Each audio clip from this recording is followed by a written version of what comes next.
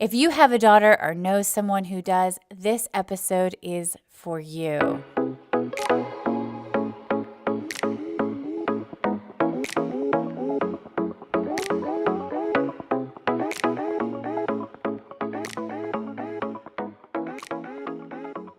Hey guys, I hope you all are having an awesome week. Welcome to Unscripted with Nell Daly, a podcast about living life, well, a little bit less scripted. And this is episode 3 already, which I can't believe it's episode 3. And I never intended to do 2 shows a week. But like so many things I get involved in, I'm a huge believer in adapting. And when we had some requests out there, and we had some requests and lots of questions about our last episode, which was with Dr. Julie Holland, my producers and I over at Point Zero got together and said, you know what, let's try to do a quick follow-up show, a shorter show this week, just to tie up any loose ends that we noticed. So, for those of you who haven't listened to the episode that I did with Dr. Julie Holland this week that was released on Monday, I highly recommend that you press pause and you download that one. It's a fascinating conversation about women and the birth control pill, antidepressants, and our moods. When I did the show and released it, I was primarily focused on reaching women and the men who love them. I had been a guest on a show, many of you know this, called The Good Dad Project. And if you guys haven't heard the episode I did for The Good Dad Project, it was awesome. One of the best interviews I've ever done. I was actually the one who was being interviewed, and Larry, who is the founder of the Good Dad Project, interviewed me about sex and relationships and intimacy and all of that juicy stuff. And we just hit it off right away, and the conversation just took off. And I think 30,000 people have now listened to that show, that one episode. I think that's the number, something like that. And one of the things that came up on the show with Larry was the lack of sex that happens in marriages. He was asking me lots of questions about that. And because the show is so popular, the guys that follow Larry on Facebook and are in his private Facebook group and who he does mastermind classes with asked if I would meet with them via Skype so we could talk. And so I ended up meeting with lots of these guys. And one of the questions that, again, kept coming up was about libido, both male and female libido, low testosterone. And then when women that they love, that they're married to, that are their girlfriends, don't have a sex drive. And I would ask the guys, because sometimes, the first thought is like, well, what's going on in the relationship, which obviously can be the case. But what I always start with, and I try to start with, is really like, is there a biological problem underneath all of the behavior?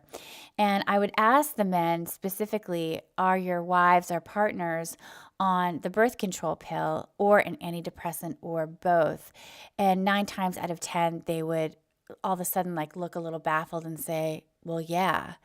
And so when I did this show with Julie Holland, I really had them in mind and all of the women patients that I've been seeing over the years who come in and say they feel like a plant. So I was primarily focused on reaching those adults to help their relationships with each other. It wasn't until after the episode was released that this happened while I was having coffee with a friend this week. She said to me, would you talk to my teenage daughter? She wants to go on the pill for her acne, and I really, like, something in my gut is telling me it's not a good idea. And I listened to your episode, and now I really am like, no, I really think we need to reconsider this as an option.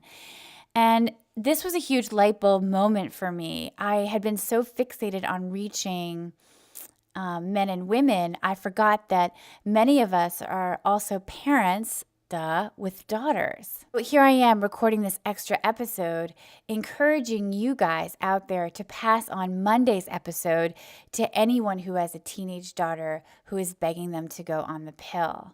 I want you to pass this on to any mom or dad who may appreciate a slightly different point of view to all of this stuff.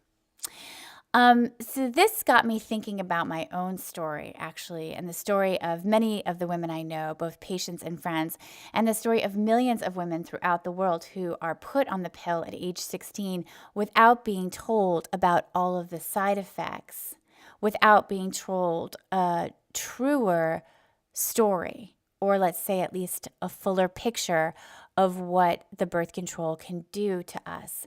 By the time I started to realize that the birth control pill had affected my own libido, and for more of that story, you can head on over to my blog at thedaily.com.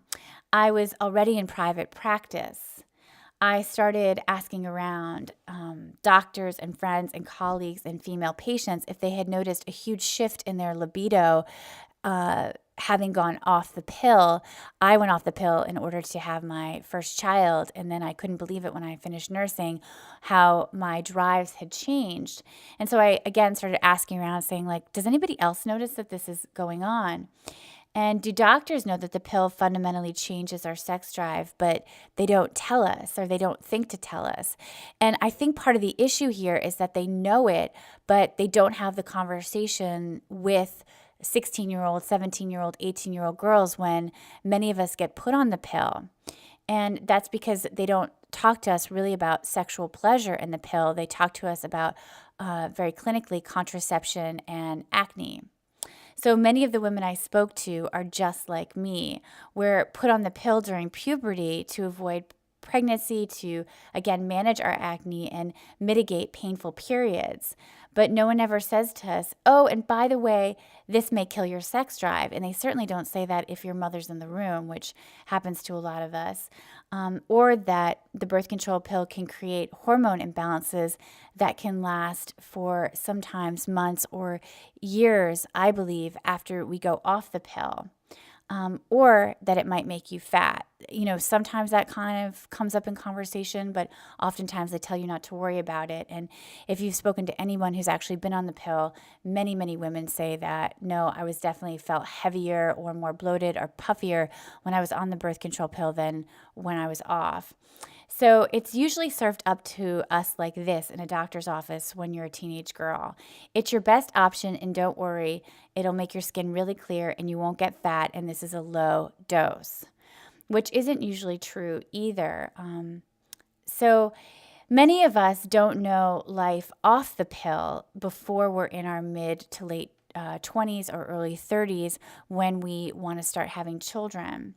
And then all of a sudden, like many of the people that I know in their 30s, when they are off the pill for the first time in their adult lives, they suddenly feel more alive and more vital and more like themselves than they ever have. I would guess that about 80% of my female patients, when they first come to see me, are on the pill already. And many of them, I would say about 25 to 50% are on an antidepressant.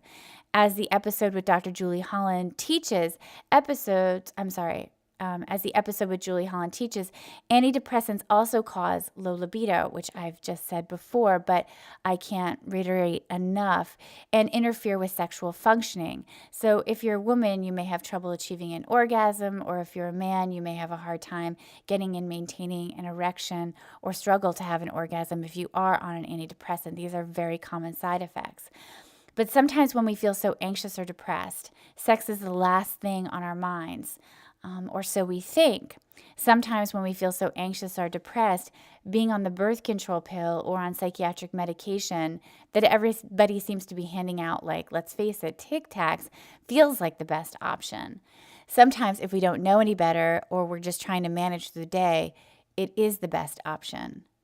But really, the pills and moods and antidepressants and the side effects from these medications are all wrapped up into the same ball of stuff we need to untangle in order to feel like we can function like our best selves. We need to start somewhere, guys. Sometimes the starting point is starting from scratch, taking our bodies back to our most pure states if we can. And again, I talk a lot about the use of antidepressants, and I also want to reiterate again that this isn't to shame anybody who is on them or has tried them or anybody on the pill. I'm just giving a different perspective. And we are starting to get a bunch of emails about people who would like to taper off their medication. And I just want to put it out there right away that you want to do that under the care of a really good medical provider, because tapering off of antidepressants or psychiatric medications can be kind of a big deal. Not actually kind of, it is a big deal. And it can be quite painful, and you can have a lot of physiological side effects from just the tapering itself, which is one of the reasons why I think people should be more cautioned before they get put on them. So I encourage anyone who wants to taper to reach out for information and make sure you do it under the care of a medical provider. So basically, in today's quick episode, I am asking you to reconsider what you think about the birth control pill. I'm asking you to reconsider what you put in your body. I'm asking you to reconsider listening to your gut, your intuition, and that little voice inside your head that suspects something wasn't quite right about all those scripts and pills you were given, maybe when you were just 16 years old, but you took anyway because, and who could blame you, medical providers you trusted told you it was the right choice, it's the best choice, and it's the only choice. So give a listen here, pass this on. My goal isn't to change anyone's mind at all. It's just to open it up to the possibility that maybe we've all been binge drinking the big pharma Kool-Aid, and it's time to put that proverbial cup down for a hot second and look at it from a different point of view. I want to press our healthcare providers. Let's do this. Let's press our healthcare providers to provide the facts to patients, even if they have to have uncomfortable conversations with 16-year-old girls about the future of their sexual drives, about the future of their libidos, and what that all means. Let's press for something we called informed consent.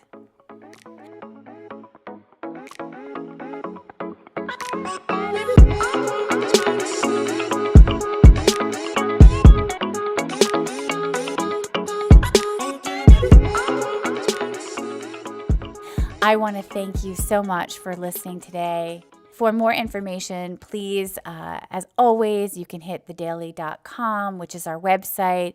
I would love it if you guys came over to the Daily Unscripted private Facebook group. We're starting to build a tribe of like-minded souls. I'll be checking in there. We'll be getting guest speakers in there and having lots of discussions about all this kind of stuff so we can help each other and exchange ideas.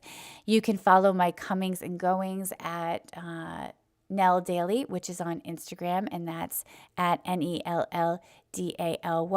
Or if you have any questions or guest ideas, we would love them. Feel free to email me directly, nell@thedaily.com. I'm still trying to check as many emails as I can myself, and that is nell@thedaily.com. Until Monday, guys, may the light in me shine to the light in you. Namaste. Have an awesome weekend. Peace out.